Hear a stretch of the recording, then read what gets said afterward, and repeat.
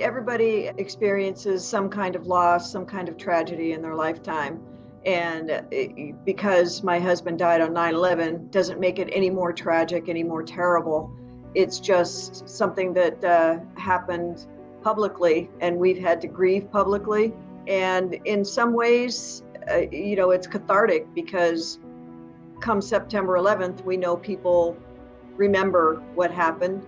They reach out and they offer their condolences, and they realize that 20 years later, the loss doesn't go away, it's still with us.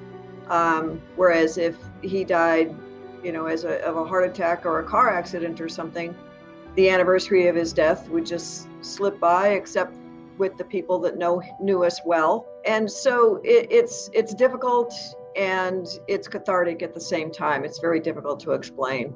Difficult to explain, nearly impossible to process.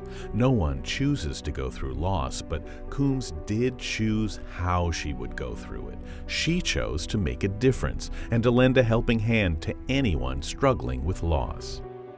Well, we created a foundation about a year after Jeff's death because I just found myself in this dark hole of grief, and I needed a way to work through it. One way I put it is that a blanket of kindness was wrapped around my kids and me. And that's really what got us through initially. And I wanted to show my kids that when people do nice things for you, you do nice things for others.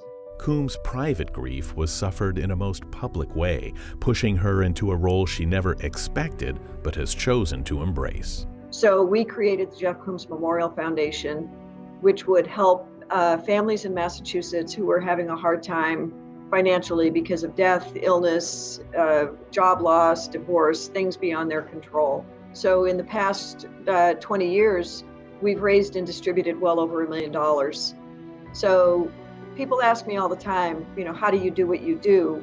And my response is always, I started it for selfish reasons, and I've kept it going for partially selfish reasons, because it really gives me purpose. It gives me something to do.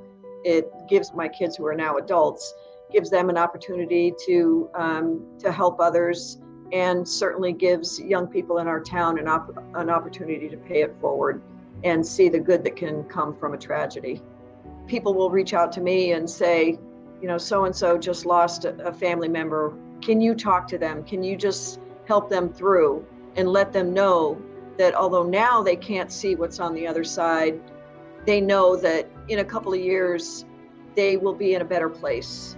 You always suffer the loss, you feel it every day, but you get to a place where it feels different, and it's easier to manage. It doesn't get easier losing the person, but it gets different, so your heart learns how to manage it better. Some find a way forward, others become lost in bitterness and hate. To Coombs, the choice was clear. Well, as I explained to my kids, I said, there was a lot of animosity against the Muslim people at that time. And I said to my kids, it wasn't the Muslims that did this, it was the radicals. It's just like, I brought my kids up in the Catholic Church. I was raised Catholic. And I said, it's just as if a Catholic person goes and does something horrendous, it doesn't mean that it's all Catholics that are bad.